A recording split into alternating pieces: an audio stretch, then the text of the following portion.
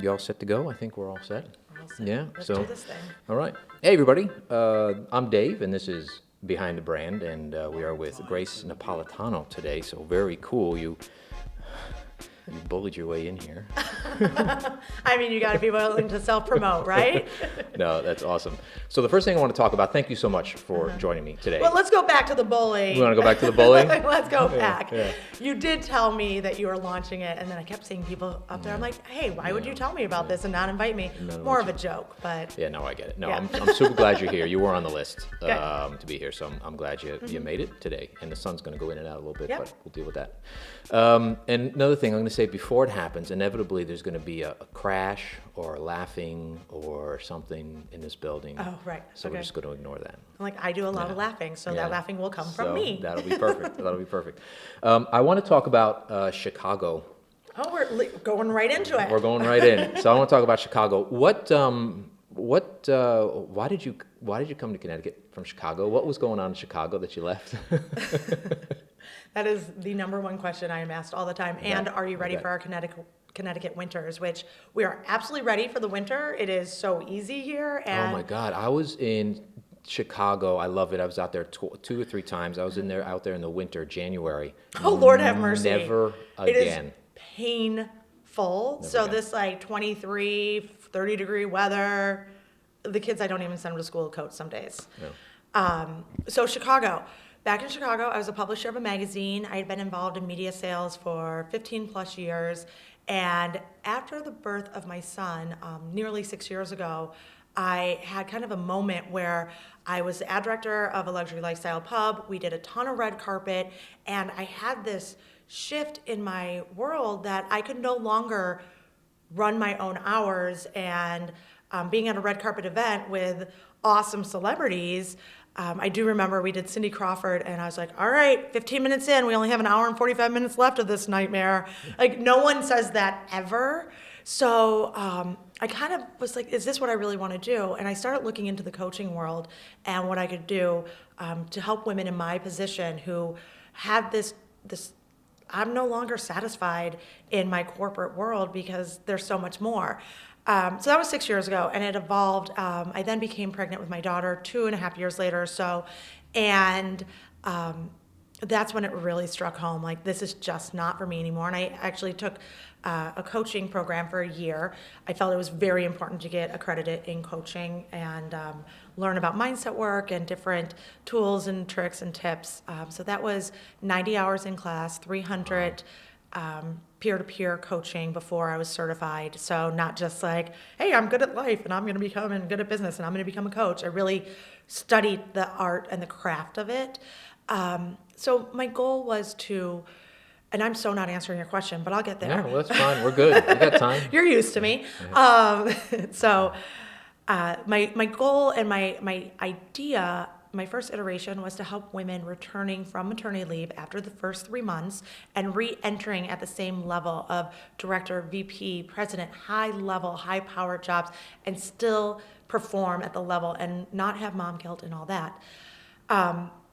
So Is there a mom guilt? Is there is there a mom guilt? I've to never heard all that before. women listening, wow, yes. So there is. explain, I've never heard that term Oh before. my gosh, that's crazy. Yeah, I've never heard yes, mom mom guilt is. I'm sorry to interrupt. They have a job, they get pregnant, they leave because they're mom now, and now that so is that whole No. thing of leaving the company and work? No, is they guilty? don't. No, they. I mean, some people leave. So explain that to me. No, mom guilt is you're returning from maternity leave. So you get 12 weeks off. That's actually a ton of time off in America. For me, I was 6 weeks, but because I had a C-section, I got 8 weeks. Wow. Like, I had just been cleared to drive and like, go run the world, Grace. Oh, and also keep this thing alive. Yeah. So mom guilt is dropping your kid off at daycare, taking a late night meeting, not a late night meeting, but late night to moms at 6 o'clock.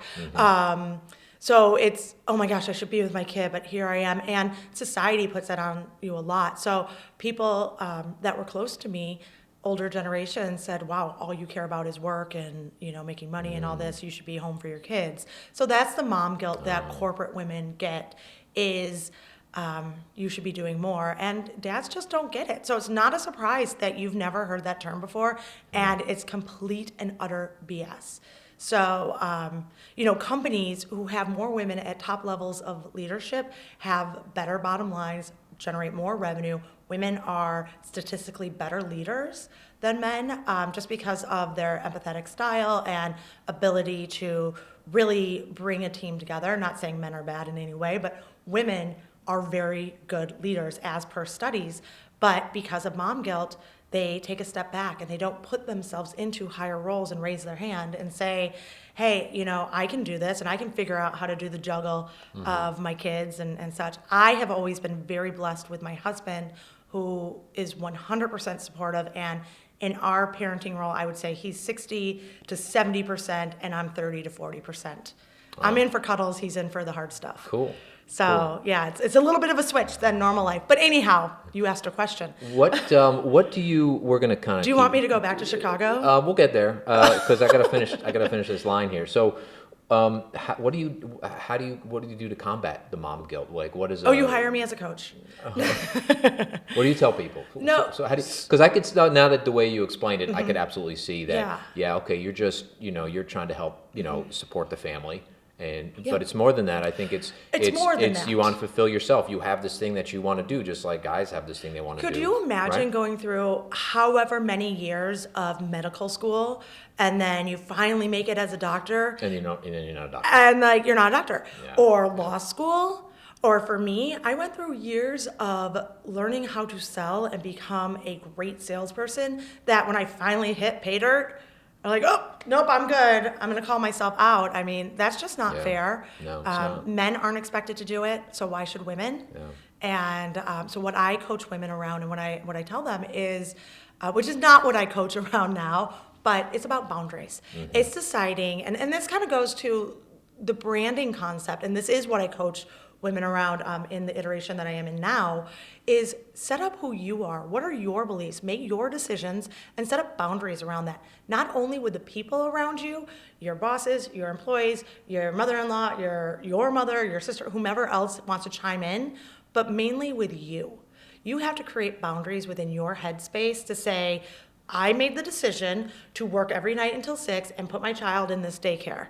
I am not going to allow myself and my mind to treat me bad or have a negative self-talk, and this is what I'm doing, and I'm okay with it.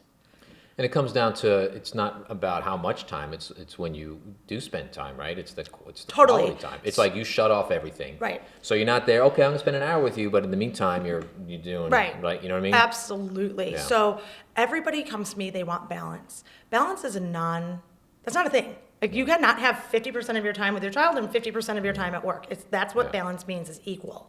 And it's never going to be that way. So it's all here, and learning how to be present in the moments that you are. It's not about quantity, it's about quality.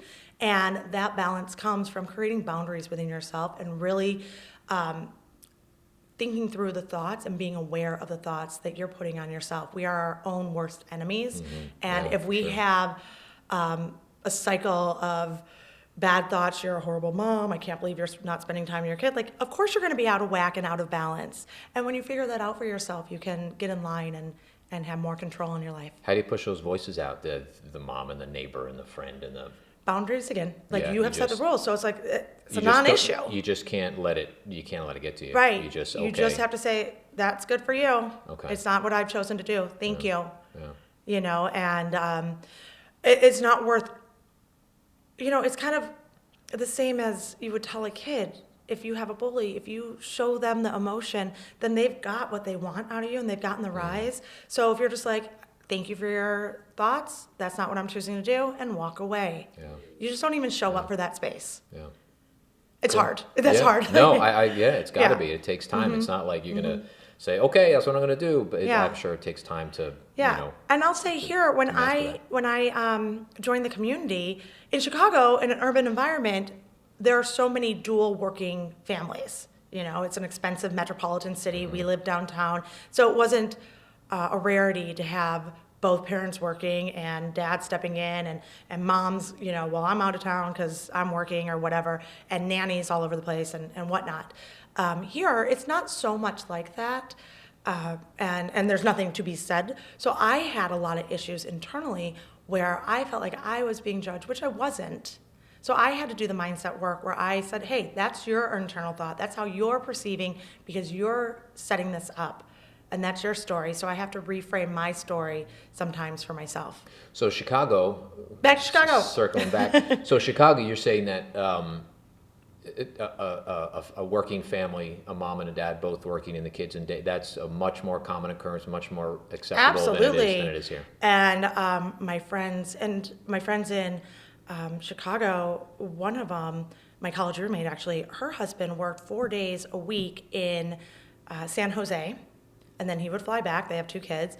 And she is a VP for a very large financial institution. And she worked in the Asian markets. Mm-hmm. So she would be able to work all day. And then she has to get up at night and meet with people at midnight and 1 and 2. Wow, yeah. And they had full-time help. And you just make it work. You don't think anything of it. Yeah. You know? That's the way the world works today. And that's just what it is. Yeah, and it was never a thought. And that it was never a thought for my husband to say, well, of course, if Grace can't do it, I'm going to show up at school if the kid's sick. And the school had both of our numbers. Mm-hmm. And by school, I mean daycare, because, they weren't in school yet. Gotcha. But they would call Zach. Or I would tell them in the morning, I'm silly busy today. If anything comes up with a sick kid, call Zach. And they knew to do that. Ruth Bader Ginsburg said to her school one time when they called for her son, my child has 2 parents. It's my husband's turn. Call him. Yeah, that's good. So, and that was back in the 70s, yeah. 80s. So I always kind of rely on that thought process. Yeah, that's cool. No, I think it's important. I think, mm-hmm. And I think that's more. I think that's really. I think parents now. That's very much the case. Yeah. I'm seeing more and more. Yeah. And that's what I'm all about is. I run a private Facebook group, the Skirt Revolution, Women Scaling Business with Confidence. Oh, that's cool. And I want to teach women how to be in control of their thoughts, emotions, so that they can step into those leadership roles, whether that be in corporate or within their own business. So we can see more women at the board table, the conference room table, whatever you want to call it in the boardroom, and showing up authentically for themselves. So that when my daughter Olive, who's 3 now, when she's 20, 30, she doesn't have the same issues that I had breaking into the corporate roles that I had. Mm-hmm. Mm-hmm. So it's all for Olive. Love that name. That's cool. Thanks. Olive. So the business climate in Chicago, it's got to be way different than the business climate here. Do you want to go back to why we moved here? Oh, yeah. I'm sorry. Let's go back. You want to go back? Let's finish that thought. So anyhow, it was December. My husband works for FedEx, and he got a phone call from FedEx Corporate asking him to open the hub in Middletown. And it's the largest hub in the network of FedEx. So It was a huge get for him. Really? And luckily for him, I was closing a massive book that day, and I was done with life. I was done with everything. I'm like, you know, this is your dream. Throw your name in the hat. He goes, no, this isn't me throwing my name in the hat. This is we are moving to Connecticut if I say yes. I said, sure, let's give it a try. Cool. I hadn't finalized my certification yet. I got that after we moved here. I still had a few months left, and I said, let's just try this. Let's just do it. And so we moved here, and we have not been happier. We love the people we have met. Awesome. The kids are doing great, and it's just really cool to be out of the city. Now, mind you, I'm in love with Chicago. I am Chicago. Chicago's my everything. Yeah. But it's cool to see a different way of life here. Yeah, no, it's it's definitely different. My brother's in Chicago. He's been in he traveled all over the country. He was in New York, Atlanta, Phoenix. I don't think he ever did any work out in California, but a few other places, Colorado, Vail, Denver. And he got a job in Chicago, and he just never left. Yeah. He just never left. It's a great city. And, it's very cool. Zach and I always joke, we're like, we had no idea how good we had it. Yeah. I mean, it's a lot of effort, yeah. especially 2 small kids. You could see my office building from our house, and some days it would take me an hour and a half to get home. That's insane. Insane. Yeah. Oh my God, it would drive me crazy. Yeah. But also, we had really good hot dogs. Yeah. See, hot dogs. Now, Jersey, they got good hot dogs down there. No. That's for a whole different conversation. That's a whole different debate. We'll have to do we'll do a taste test. Sure. Yeah, no, because anyway, hot dogs are a whole different thing. So, business climate in Chicago. Yeah. Back in, I want to call it 2008 or 2009, the now governor of Illinois, he started a incubation hub for startups. And Space 1811 or something. I always get it wrong because I always call it 1812 because of the War of 1812. You know this about me, and now all your listeners know that I never get anything right when it comes to those type of things. But so it was a hub for business. It was a hub for people who had business ideas. And what was really cool about it was these people would sit in the middle in cubes, so much like Spaces or WeHa co-working, but around the edges, and the offices around the edges of this space were VC, venture capitalists, and investors and business coaches and people to really help grow. So in that time, businesses like Grubhub came out of that space. Groupon. I think it's Groupon. But yeah, a lot. You would walk up and down the hallways, if you will, because they weren't really hallways, but you would see the biggest names there and get to talk to these people and see what they were doing and their ideas. And then they had the support of a business community to bring them to fruition. So the business climate in Chicago is very forward thinking. And they're always on to the next thing. And it's really exciting because it's a very humble city as well. I think it's funny, the business, as you know, it used to be, I guess, I don't know, I wasn't alive, but you know, you get out of school, you get a job at IBM or Xerox or something, and you're there for 30, 40 years, and that's it. You know, even when I was in TV, the guys there, they retired. Lifers. 40 years. Waiting for their Rolex. 40 years. Jeez. And then it got to be like, well, no, you know, you're going to move on. You're going to jump from, and it was funny, some of the old timers there, they're like, I don't know what these kids are doing today. They're jumping from job to job. I don't know what, you're just supposed to get a job and stay there. And so then, you know, you jump from job to job, but now it's even like, well, I'm just going to work for myself now. Yeah. I mean, this is a whole, which is, I mean, I've been on my own for 6.5 years. Yeah. You've been doing it for a while. And I've noticed that I think there's always been sort of people doing what you do. What's your title? What do I do? Life, because it's a life job coach, but it's not. So I want you to clarify that for me. I am not a life coach. Okay. I am not a life coach. I'm a business strategist. Okay. And I help women entrepreneurs grow and scale their businesses, and I help them get comfortable with the sales process and client acquisition process so that they don't feel slimy and sleazy. Cool. Women have a lot of mindset issues around sales. They want to show up authentically as themselves, and I just teach them how to step into their confidence and power and how to embrace the process. Thank you for clarifying that. Yeah, I do not like life coach at all because I knew you weren't that. I said. I know. I get that. I'm like, you don't want Yeah. like as I told you as I came in, I've been drinking black tea for the last 2 days. No. Yeah. So. But I can make people sell stuff really well. That's awesome, and you do, and I see your posts, and you're killing it out there. But there is a lot more of job coaches, I guess, or career coaches. Career coach. Thank you. That's the job. Career coaches. And I was like, why are there so many career coaches? And I was like, well, because everybody's working for themselves now. They're really, even if they're working for a company, I still feel like it's all about them. They're really creating themselves. They may be loyal to this business, maybe, but I think it's more about what they're doing. So to go back what you said about lifers versus jumping, I want to call it my junior or senior year, I had a college professor tell me, and this is basically the only thing I remember from my college education, is to jump jobs every 2 years, to make that switch. And as you know, my husband with FedEx, he's been there 17 plus years since he was 19. I mean, wow. He's that lifer, and he is like, I'm down for this. This is where I'm going to live and all that stuff. And me, I jump. Yeah. And what that made me was more marketable. So my value or my income increased because being a salesperson, if I can turn sales, they want me. So if I got annoyed with a manager or a publisher, I would just say, all right, I'm putting myself on the market. Yeah. And that allowed me to be marketable in my corporate career. And so with a lot of I do have a few corporate clients just because I love it. And I love corporate, which I never thought I would say. I miss having like bakery items set out and tea at the ready and, interns. Oh my God, interns. Oh, I miss them. So I teach them, if you're not happy, let's get that resume together and let's go shopping. Yeah. Let's go see what's out there. Because I think it is about, you want to be happy, right? I think it is more about, I just want to be happy. Money's good. I got to make money. I got to pay bills. I got to do that. But you know what? If I'm not happy, sort of what's the point? And you hear did 30 years at this miserable job. Well, why'd you do 30 years then? Yeah, Why? it's not a Why? life sentence. You don't Yeah. have to like, it's Yeah. Joe versus the volcano. Do you remember that movie from the 80s? Oh, It always I did with remember, Tom yeah. Hanks. I think I might be like the only Yep. person in the world who references this movie, but I do Yeah. once a week. And it's like him with his head hung down. He's going to work and like he's willing to be the sacrifice for the volcano because his life is so miserable. Yeah. And it doesn't need to be that way. And for me, as a commission salesperson back in my first iteration of my career, I'm making 15%. On average, it was technically 13.8% average. But I'm the one out there hustling.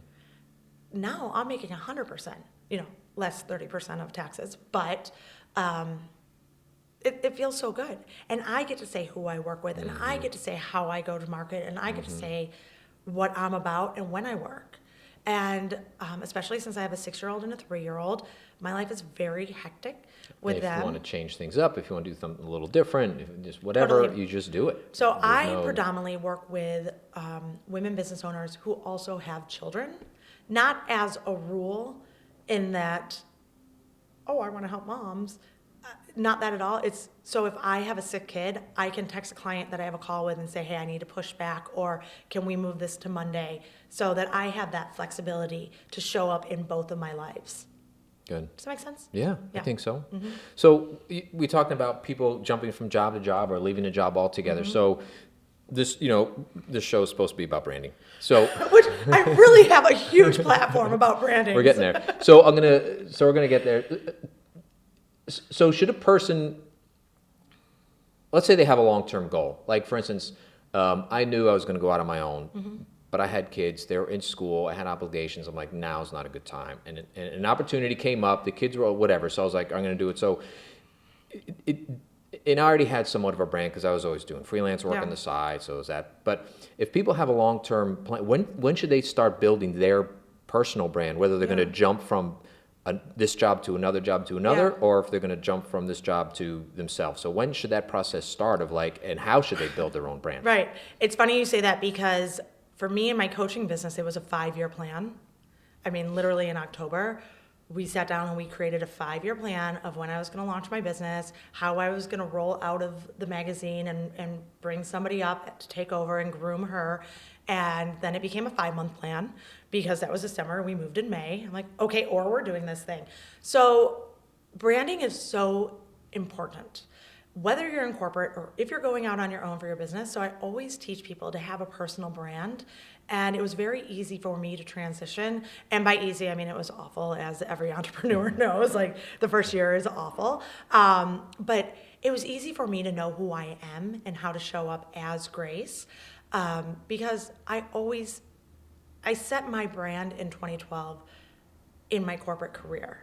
I took the time to know what I like, what I want to do, what are the words I use, how do I feel about this, how do I show up?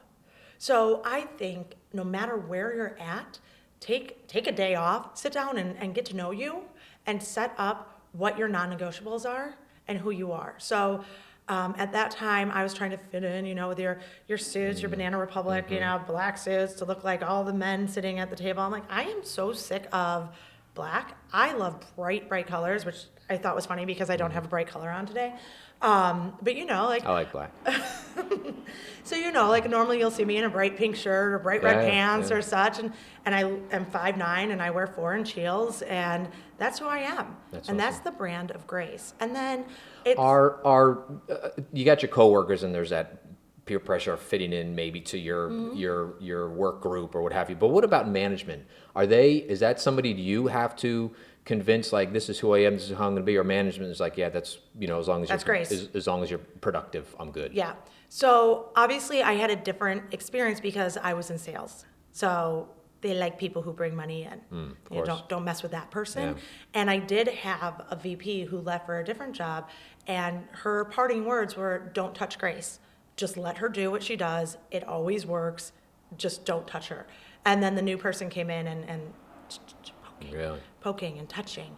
And I was like, I'm out. I got to go. So with management, they all know who I am. I was very fortunate in Chicago to have the brand of Grace known from everyone.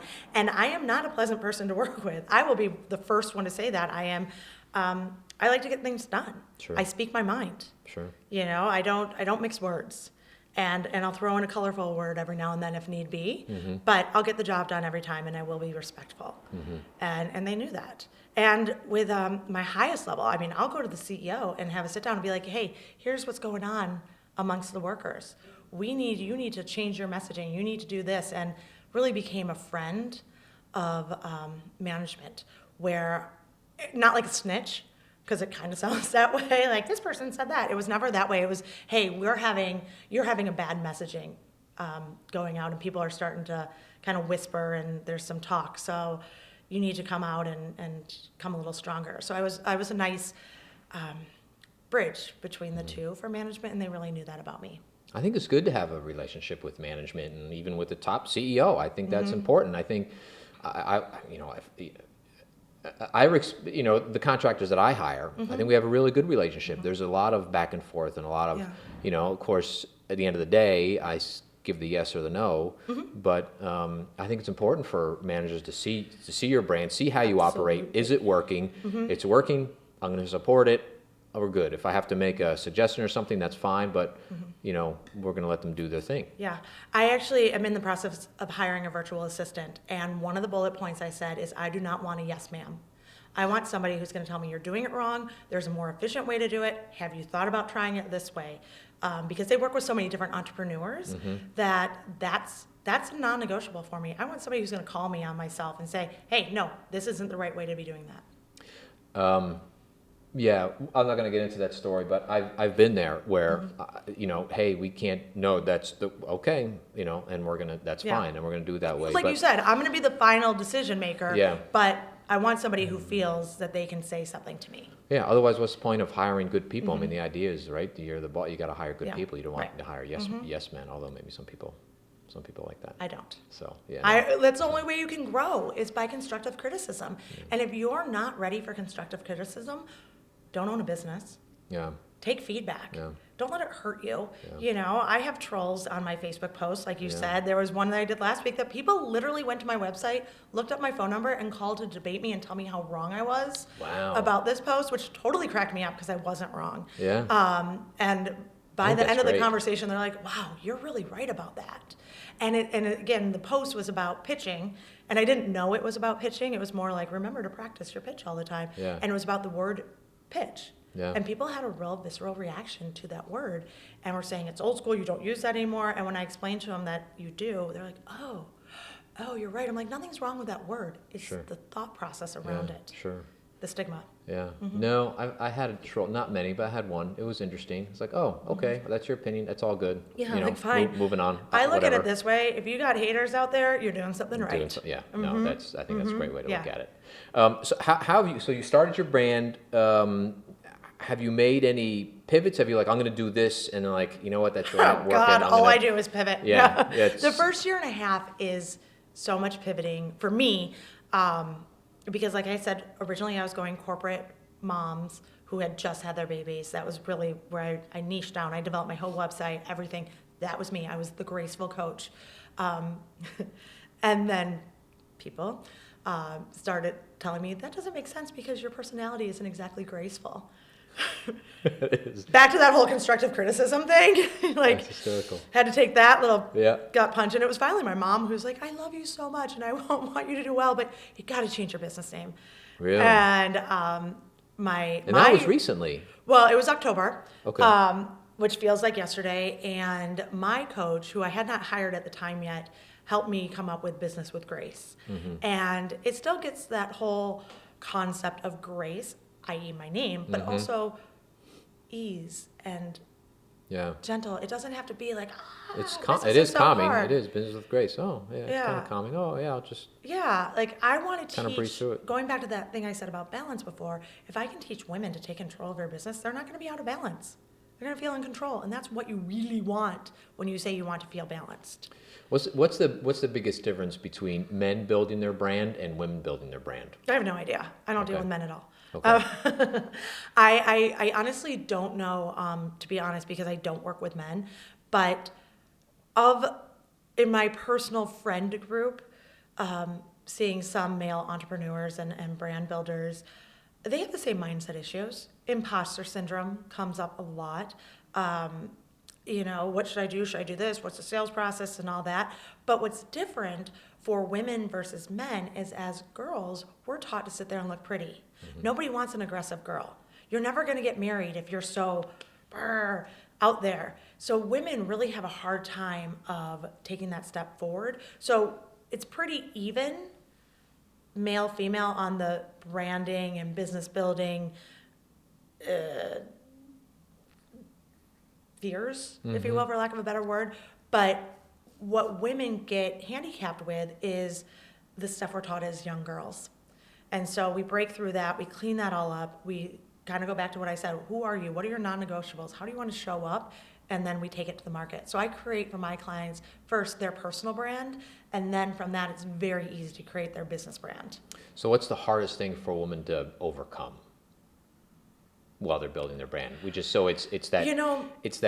Is it the confidence? It's the mindset. Once I can break through the mindset and clean that all up. Because I think that's really just from looking at a little bit on your website and social. I mean, I think that's what you really target first. Like you need to, it all has to start in here with yourself first. And once you get that mastered or trained or whatever the word is, then anything else is pretty much possible to do. Totally. Yeah. I mean, women, we rule the world. Sorry. Yeah. But I mean, pretty much. I told you about what my morning looked like, and here I am, you know, and we're juggling and we're doing it, and we want that success for ourselves. So once I can clear out the cobwebs of a negative mindset and but if I do this, will my husband be mad at me? Will I be successful? Like, there's just so much fear-based blocks that keep women from moving forward in their business. So, for example, I did a post the other day in the Skirt Revolution that said your holier than thou attitude towards sales is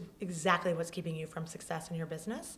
So, I don't talk about money. That's so Explain inappropriate. that. Elaborate on that. Holier than thou attitude towards sales. Exactly. What I'm saying here is like, I don't pitch. I create a relationship first. Okay. What? Like, that's called consultative selling.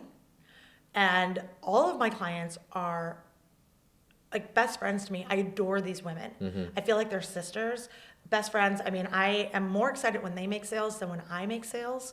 And so don't tell me I don't have a relationship with my clients and that I don't build a relationship with them because I also pitch them.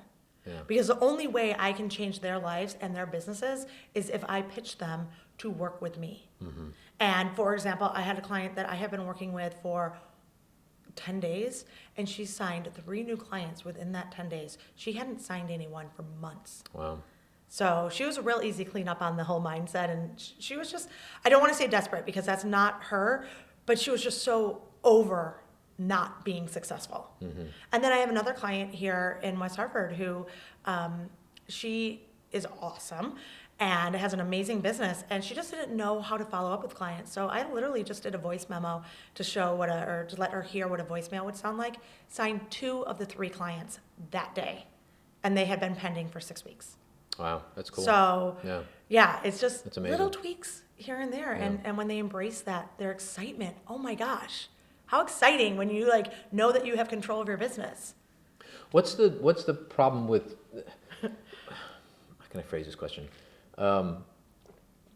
Do people not want to sell, or they feel sales is gross and they but you have to. I mean, it's a necessary thing. Right. Yeah. Otherwise, you're not making any money. Right. Right. Yeah. Like, if you want clients, you got to sell. You have to sell them. And so that goes back to what I said about those mindset issues that society places on young girls is sit there and look pretty, don't be aggressive. And so as we grow with those ideas, and there's a whole lot of limiting beliefs that you have to break through, but those are kind of the most common in general. And talking about money is inappropriate. So we have those type of, it's not ladylike to discuss money. So we have those things that we're carrying with us in our bag And we're carrying it from we're 6, 7 years old, and now that we're in our 30s and 40s, we still have them there kind of in the back of our head. So women are like, well, how do I transition? I know the name of their kids, and I know everything about them. How do I then transition without being sleazy and slimy? I'm like, well, you just have to set it up as a sales call. So the reason that Meredith had so much success was I just went in and tweaked. She was calling it a free call. So she had so many women calling for free advice. Call it a consult call. Now you're in a sales conversation, so that person expects. And then teaching how you actually go through a sales call in the process so that you're in the lead. So don't cover it control. up. So don't cover it up Right. then. So you have this great relationship. You're The back only and forth. This time kind it's of sleazy stuff is when you like are say, being hey, sleazy. hey, you got time for coffee? And then Totally. you sit down and all of a sudden you're getting pitched like, to. what That if I drives me started crazy. pitching you right now? Like, Dave, like, Yeah. I'm thinking I that just- I no, could, get out. You're like, get out of here. But No, right, and that's happened to everybody.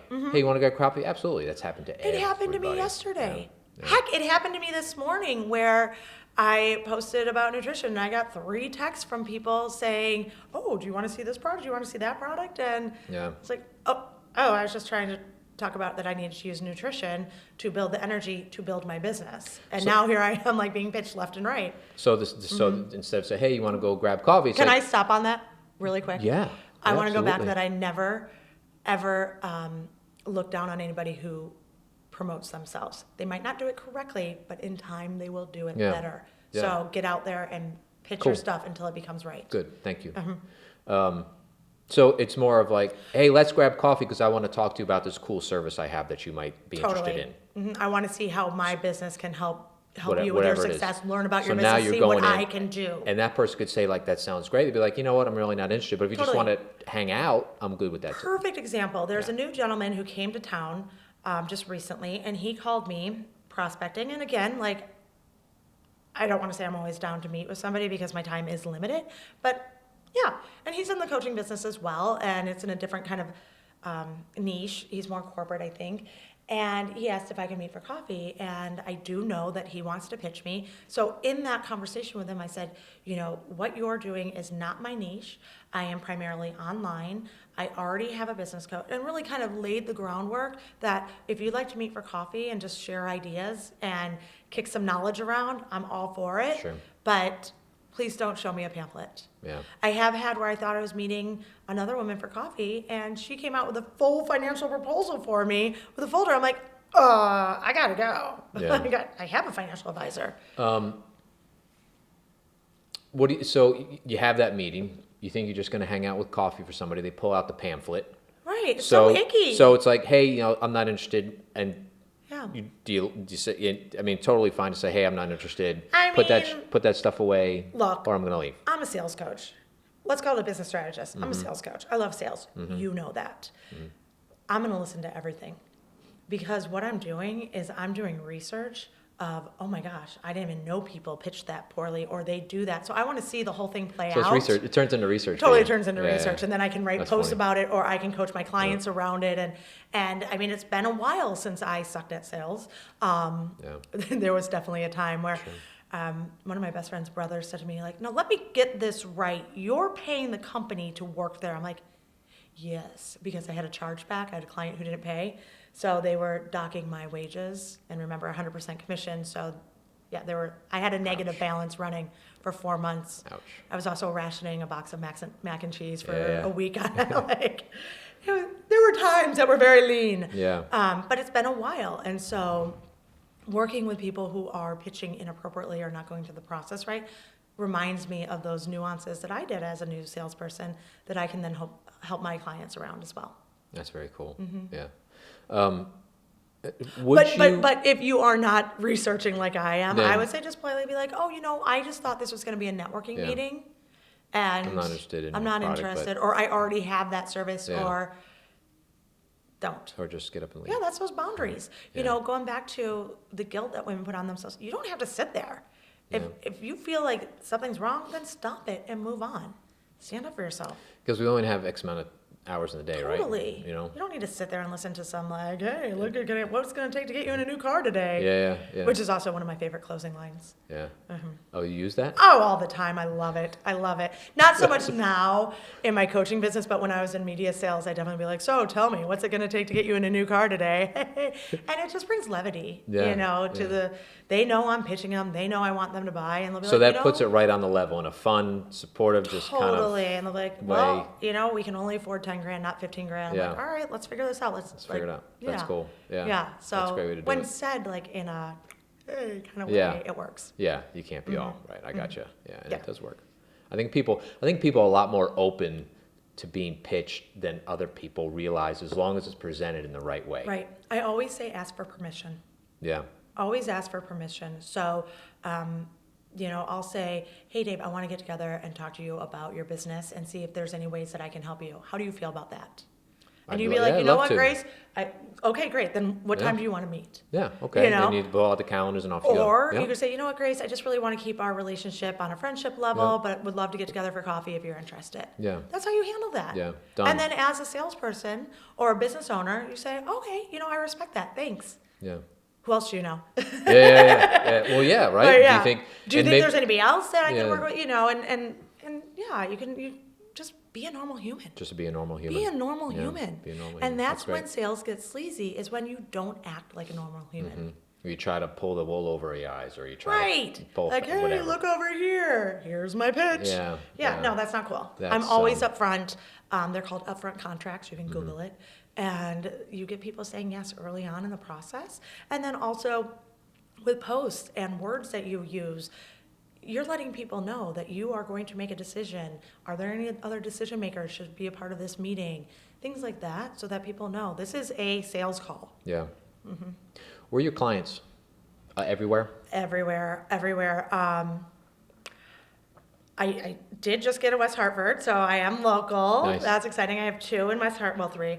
And then I have a few in California, Iowa, Australia, Chicago. How do you do Australia? Do you do phone calls, or is it mostly Zoom? Everything is over everything's Zoom. Zoom? Even my local clients are Zoom calls. Okay. And it's just so I can stay efficient. I silo my days. So Tuesdays and Thursdays are my client calls predominantly, when Wednesday morning, and they're back to back with some buffer time.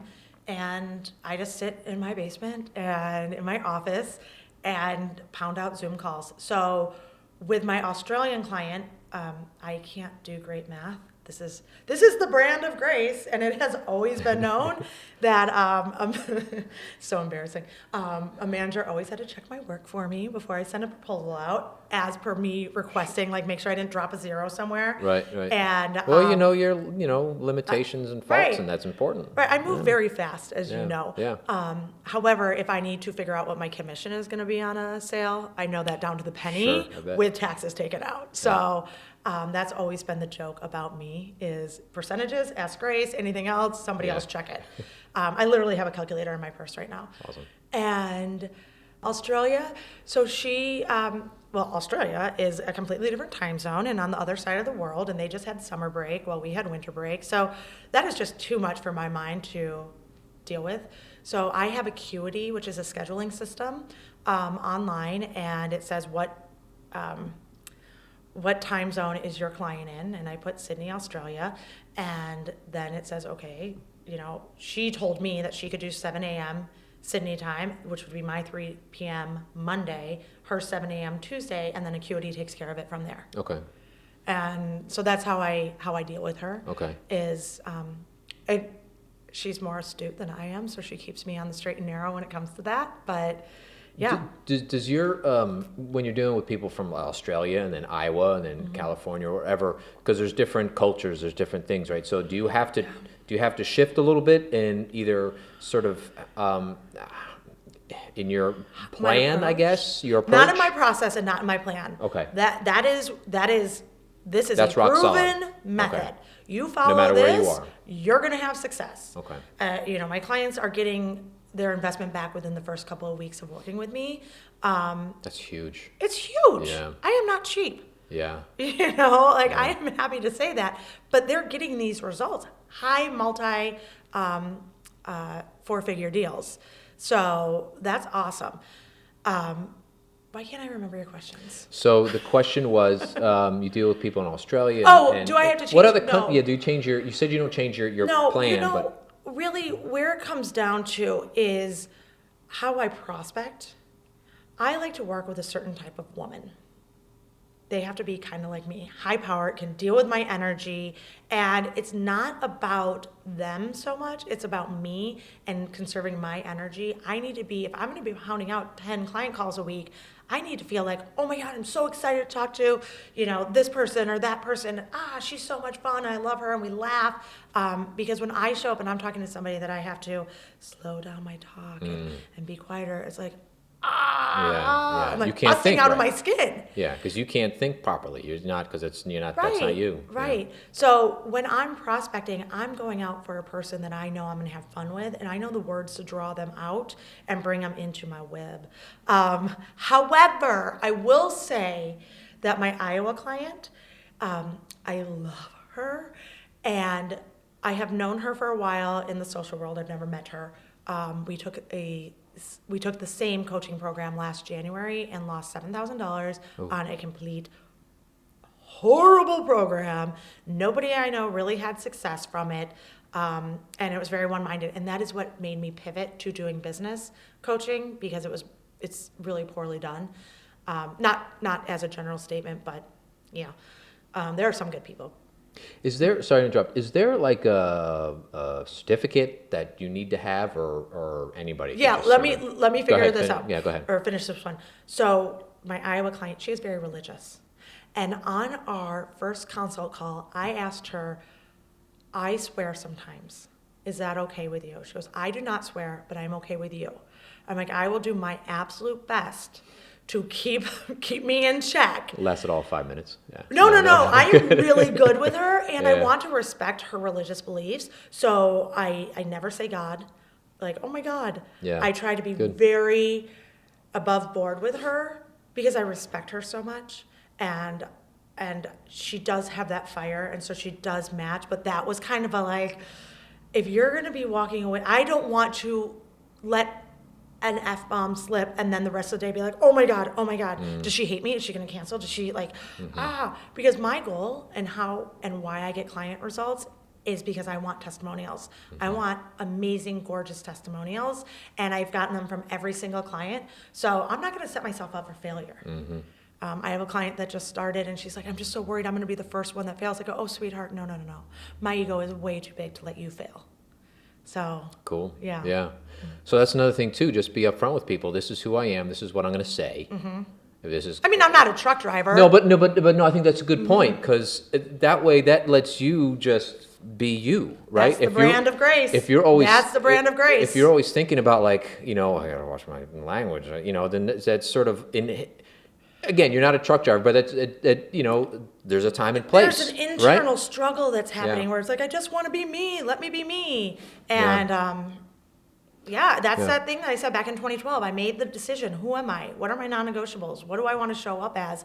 And then I've always navigated my path to make sure I'm in a place that's comfortable and allows for that. So when you wake up in the morning, this was said by somebody else on the show, when you wake up in the morning, you're getting dressed, you're representing your brand. Totally. Yeah, totally. So I work out of Spaces here in West Hartford because I need to be around people occasionally. Yeah. So 5 days a week, or 5 days a week, 5 days a month, I'll go there and just kind of chit chat and be in the community. Good. And when I go there, I am not in work from home clothes. I am not in, very rarely I'll be in jeans unless they are tailored with heels and put together. And that's the brand of Grace. I show up professional and knowing that, we're doing a podcast today. I have a dress on. Yeah. That's look. It's a work day. Well, it's a work day. A perfect example. I was telling somebody about your business, and I said, well, he comes to the chamber events. He always has a slick back hair, and he wears flannels, and like, oh yeah, I totally know who you're talking about. So that's your brand. It's funny. I've tried to change. I'm like, I can't. Don't. I can't. Don't. It's your brand. I put on the shirt, the nice little. And I'm like, no. Yeah. I can't do that. So when I started working out of Spaces, it's funny you recognize that. Yeah. I'm showing up that way, and people started coming to me and be like, who are you? What do you do? And wanting to know me. And I got a few clients that way out of making sure I was true to my brand. If I'm just some slob in the corner, do you want to hire me to run your business, to help you get to the next level if I look like I'm in my flip-flops hanging out and in raggedy old jeans? Me in pajama pants and slippers. I mean, at home I'm in pajama pants. Like, sure. Hey, it's Zoom calls. Everything's up top. Yeah. So, yeah. That's funny. Certification. Yeah, certification. Anybody can put a shingle up and say, I mean, it's the same for your industry as well. For any industry, really. You can put a shingle up and say, I'm a life coach, I'm a business coach. I had success running my going back to that bad coach that we had in January, she had a successful massage business. So then she started coaching other masseuses. Darn it, massage therapists. Yes, that's what we use today. How to run their businesses. So she had some success. And then she blew it up to this big coaching program, and then I watched it kind of crumble in because she scaled too quickly and didn't really know the true foundation of business. So, so for me, I am certified through the International Coaching Federation. You have to have a certain number of in-hour classes and peer-to-peer coaching, and I had to do a final call that is recorded and then graded and assessed to make sure that I'm being out in the world and good and authentic and real and so you're such. Certified. But you don't have to be. It's not like a thing. Yeah. That you brought up scale too fast. Is that become a question? Some of your clients. Well, oh my God, what if I can't handle all that? So I'm dealing with that right now. And yesterday, just in the last few months, my business has exploded. And especially these results. And it's going to continue to explode. Yeah, congrats. And thank you. And I want to show up in that space. And I met a woman yesterday who's actually here in West Hartford as well, who runs an amazing virtual assistant company. And she is my everything. We met yesterday for the first time for coffee, and we were already out last night at happy hour. I mean, this is awesome. And she was talking to me about scaling. And I stopped her. I said, I totally get what you're saying. I am on board for this, but we are going to take baby steps to make sure my foundation and strategy are in place so that I don't show up like a chicken with my head cut off, that I'm still showing up and delivering the results, because nothing is worse than a coach who has a couple of good months and then all of a sudden, boom, I'm doing 100-person group coaching and you now can't touch that coach anymore. So I want to continue to stair-step this to scalability so I can monitor my time and not show up and be like, wow, I'm going to take on 30 new clients. That would crush me. Yeah. So that's what I really train my clients around. One of our first calls is about, what does your calendar look like? What are your childcare needs? Do you have somebody? Do you want to take August off? I'll go back to Chicago for the month of August. What does that look like? So as I was scaling last month, the first thing I did was my husband's switching. He was working nights and now he's going to work a different schedule. I go, do I have childcare in place? What hours can I actually take clients? And we map that out first so that scaling isn't like, oh my God, holy, am I allowed to swear on this podcast? Yeah, whatever. Holy shit. Holy shit, like, I can't do this. And then you just want to quit. Yeah. Yeah. I could see that could be daunting for people. Like, well, I really want to grow, but what if I grow too fast? Like, maybe I shouldn't grow because then it's going to be and I'm not going to be able to handle it. How do you deal with that? How do you deal with somebody who's like, that's fear-based. I want to grow, but I can't handle it. Let's create strategy. So it's all about just what planning. I say is, what do you want your business to look like in 5 years? So then we start planning it by what does it look in 3 months, 6 months, and let's stair-step to that. Okay, so for me, I cannot wait to be on this TED stage. I cannot wait. You know me. I got to talk. And that's my 5-year plan, because my kids, I need Olive in school. I need, she's 3, so, I think second grade, when they're a little bit more self-sufficient for her. So that's, 5 years from now before I'm traveling and not home. Right now they're babes and they need me there and want to see me every day. And so I've turned down speaking engagements in Vegas and Chicago because I will not travel. Yeah. And, the big ticket speaking gigs are in the major metropolitan areas. But you're waiting. That will happen. And it will happen. So I'm building my brand to be able to show up in that time. And then you'll be ready. It'll be good instead of, I've made the mistake, and I'm sure you have too, and a lot of people. I don't make mistakes. No, I'm sure you've never made a mistake. No, but of chasing the money.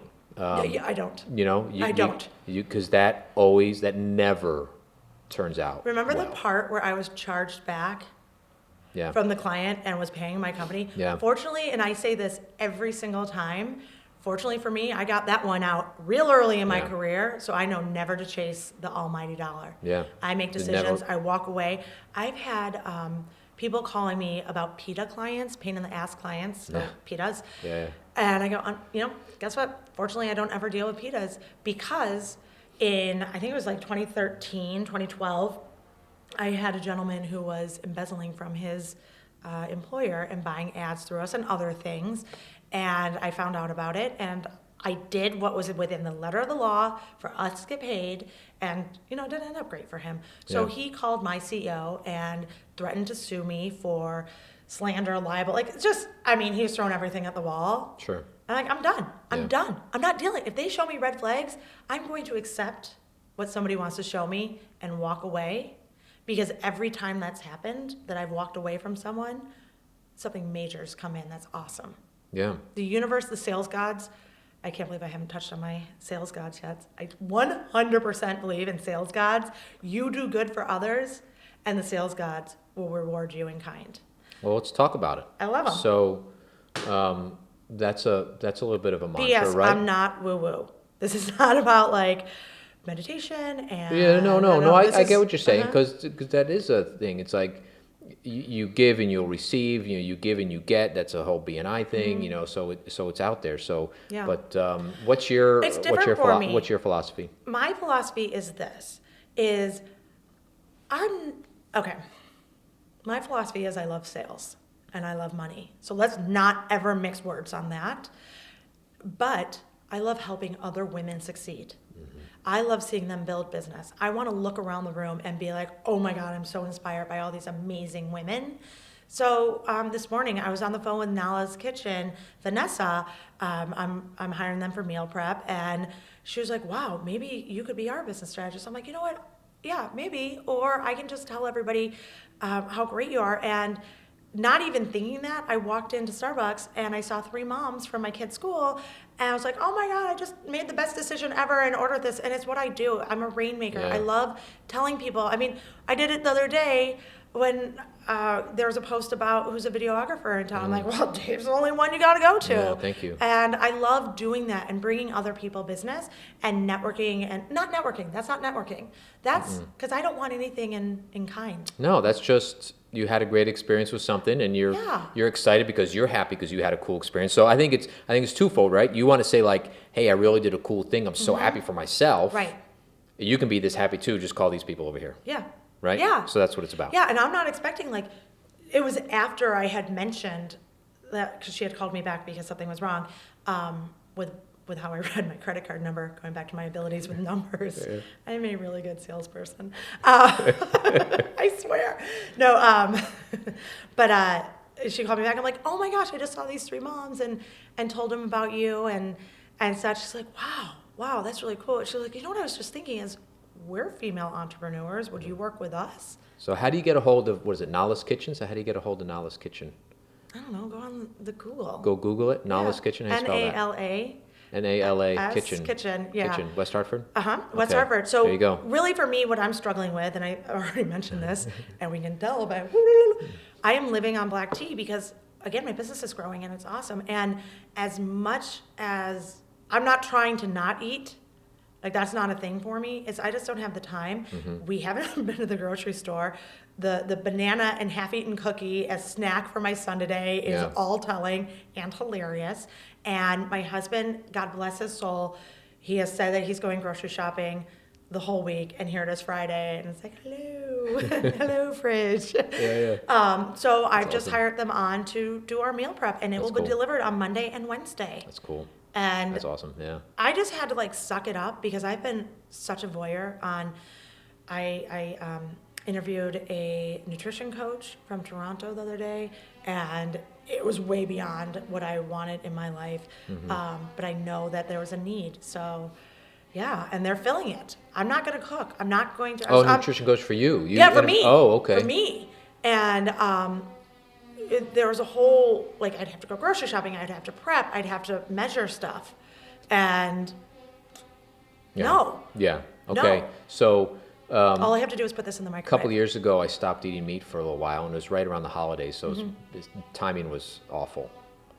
And but it was a good thing, but it got to the point, and I was really doing good with the vegetables and doing different things. But then few months in, I don't have time for this. No. Like, it's really time consuming. So Yeah. I threw in the towel. But I think the best, it's hard. I think that entrepreneurs are just like, work harder, work longer hours, do more, do more, do more. Yeah. And my business will be successful. Nope. No. Nope. No. That just is a recipe for burnout. Yeah. And Yep. not having success. Yeah. So Absolutely. I talk to my women about, no, I work, like, my marketing for me and my client acquisition and attraction strategy is probably 5 minutes a day. 5 to an hour, I should say. Not a day, Yeah. but, I'll really set myself down every couple of weeks and really do a good push. It's that strategy and holding back and saying, do I have a plan in place? Have I been exercising? Do I go for a walk? Do I, Walks are huge. I love walks. Right. You I have mean, to I'm do it. lucky that I live on the reservoir. Yeah. So I'll pop a podcast in or a book I'm listening to and do a quick Yeah. Cool. in between the client calls. I'm going to try this summer taking client calls from the reservoir. Nice. And we'll see if I can get Yeah. internet connection out there. We'll see how that goes. But for me, I'm not great on the exercise. I get it. I can do it. I am so bad on the nutrition. And God knows with the small kids, like, my sleep is crazy. But this was an area that I really want to do, and I know my business will boom because of this investment I made. Cool. Yeah. That's awesome. Wow. I got real Yeah. preachy there. You did. No, it's, you got to take care of yourself. Yeah. I mean, you can't just go. And now in my business, we get sometimes, the whole industry, I think almost every industry slows down a little bit in the winter, right? So instead of, So what's funny what about you do? that? You say, okay, you know what? I'm gonna sleep in more. I'm gonna spend more time with my family. I'm Yeah. gonna do things I want to do. I'm gonna fix this thing in the house that I haven't fixed for 6 months. I'm gonna, because then you get that done. You regroup. And now that's gone. Now when it's time to be busy at work, now you can focus on work. I think that's very important to embrace it and not so much freak And out that's that about it. balance again. But Yeah. what's funny about that, in media sales, January is dry. I mean, it is just, ugh. So, you're coming off Q4, you're coming off holiday and spend and all that. And it's just a thing. And I was so trained in that. And I kind of had to come to Jesus with myself. I am my best and worst client sometimes and do internal coaching calls with myself. And I'm like, wow, you're holding on to this limiting belief that you can't get business in January. So this was around January 20th. And I'm like, how about we test that theory? Cool. And I always want to prove Love it. my thoughts wrong. And I can't even tell you. I mean, I had been doing nothing, and I just started doing some posts and Yeah. ramped it up a bit. Boom. Yeah. Exploded. So I would be careful saying Yeah. our industry ramps down because Yeah. everybody else is sleeping. What is the tortoise in the hare? Yeah. Go for it. Yeah. Well, I think it's too. It is maybe it could be part of a personal decision. Yeah. You go flat Like out me from with August going to Chicago. You go flat out from spring until Christmas time. Yeah. All right, I I need a got breather. to breathe, so I'm not going Yeah. to push real hard in Yeah. January. I'm going to chill. Yeah, And so- I know I'm not going to get a lot of phone calls, but you're probably right. If I did push and I looked, Right. yeah, absolutely, So I could for change me, it. my I get it. push is September through June. Oh, when my kids are in school. Perfect. Yeah. So that makes sense. Yeah. And so I map out the whole year. Okay, then that means we need to launch this program. If I want to, onboard 10 new clients in June, I need to be pushing for them in May and late April. So I have a plan in place so I know I can show up, onboard them. Onboarding is where we do the most work, and then the rest becomes a little bit easier. So I can just have coaching calls throughout the summer. And then, okay, September, that means we need to plan a push for July, but be mindful of that. And how we had mapped it out before, it was going to be an August push, but I said, no, I want to phone it in. Quite literally, only Awesome. take coaching calls Yeah. in August, not doing From Chicago. from Chicago. Where do you stay in Chicago? My parents' house, and Awesome. my office is my father's basement. That's cool. Yeah. So It was funny because I wanted to ask you about your parents. Obviously, they support you. What was your upbringing like? What did you do? Yeah. Like, where did that I go? love What'd your that you folks asked do? this question, and I got just a little teary-eyed. Oh, God, I do actually have a lump in my throat. Jerk. My dad is the most supportive person. Oh my God. He That's is cool. honestly the most supportive person for me, and how he raised me. My parents are still married. They met when they were Awesome. 13. Love it. Wow. Yeah. So the joke is always, Mom, should you have made a different decision? Like, don't need to go with the first offer. And my dad is awesome and fun, and everybody loves him, but he is a hard worker. He is a strategist. He makes plans. He's amazing. But he always told me I could do whatever I wanted to do. He never put that you're a girl, so this is what you need to do. Never on me. He always trained me to be better, be positive, be strong. Literally every time he dropped me off, he would give me kind of a fist thing like this and say, be positive.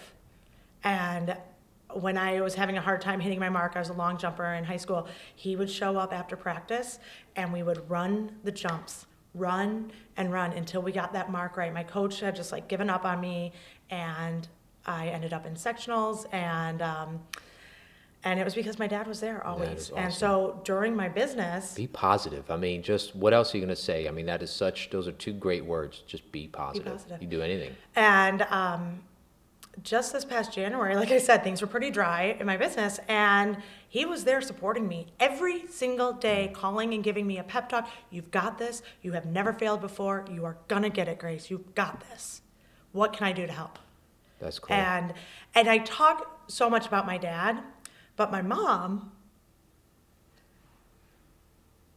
is always there. Yeah. You know, she stayed at home, so she doesn't have that business sense, so she can't teach me that bit, but she will pick up the pieces whenever she needs to.